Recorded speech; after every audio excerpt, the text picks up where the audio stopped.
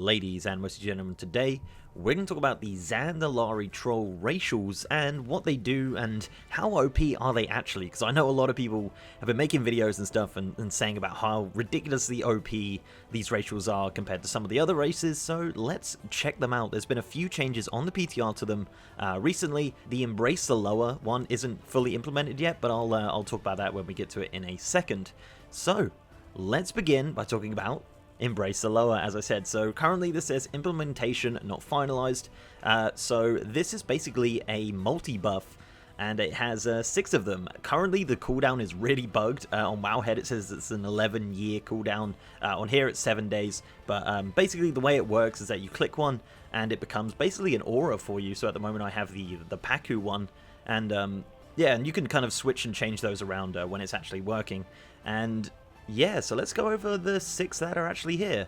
So again, these are all subject to change and the implementation is not finalized, so they could change it a little bit, but this is basically how it is at the moment. So firstly, you have Embrace of Akunda, and this makes your healing abilities have a chance to heal a target for 5,000. Now again, this scales as you level up from level 20, and obviously every level it'll get better and better.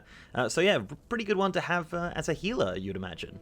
The next one is Embrace of Bonsamdi, and this makes your damaging abilities have a chance to deal 2,500 shadow damage and heal you for 100% of that damage done, which is pretty damn cool. If you don't have any like self-healing abilities, or not many, it's a really good one to have, definitely. And it's shadow damage, which is kind of funny because obviously they're not warlocks and everyone is pretty annoyed about that.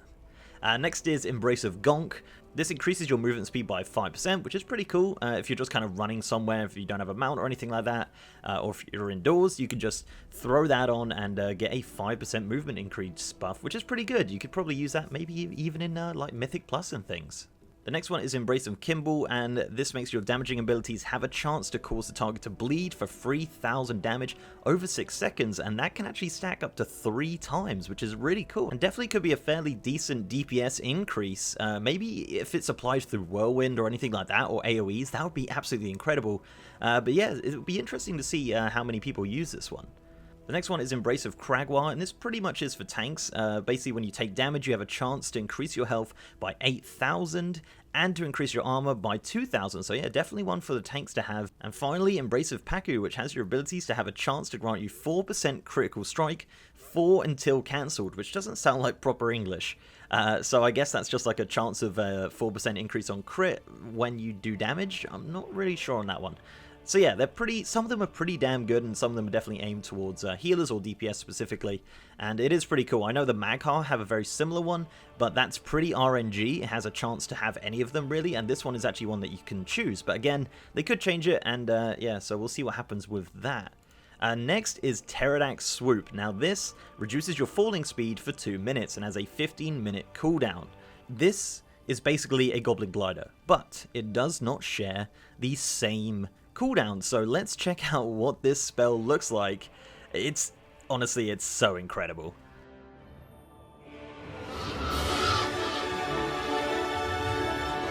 Hey, Buzz! You're flying! This isn't flying, this is falling with style. To infinity and beyond!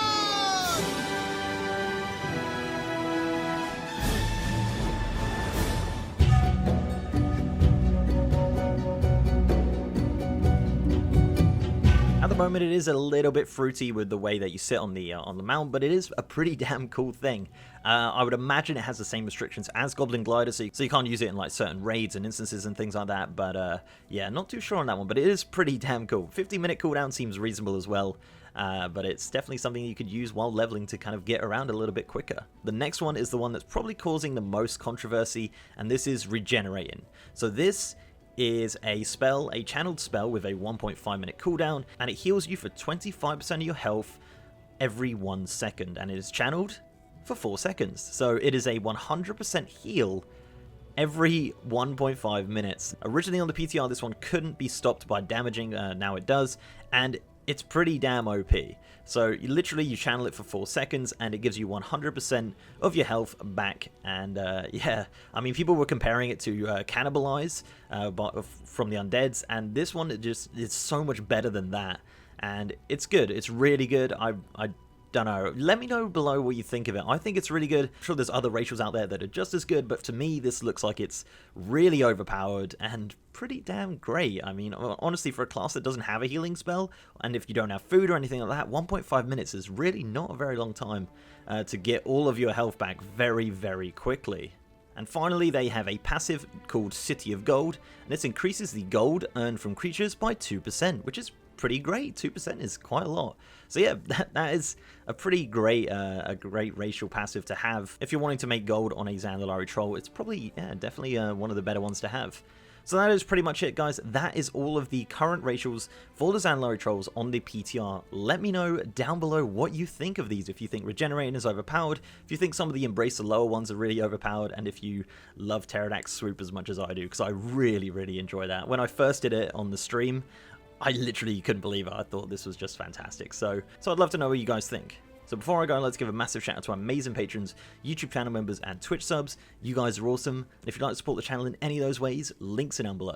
So leave a like on this video, guys, if you liked it, and subscribe if you haven't. I've also got partners to this channel with over 3,000 members and a much so over on Streamlabs. I'm also now streaming on twitch.tv/MrGM. We've been doing a lot of fun stuff on the PTR recently, checking out the new races, checking out the gear sets, checking out all the cool stuff that is currently on this PTR, and it's been a lot of fun. So if you want to check me out on stream doing all of this, basically what we're doing right now, twitch.tv/MrGM. And with that, guys, I'll see you next time.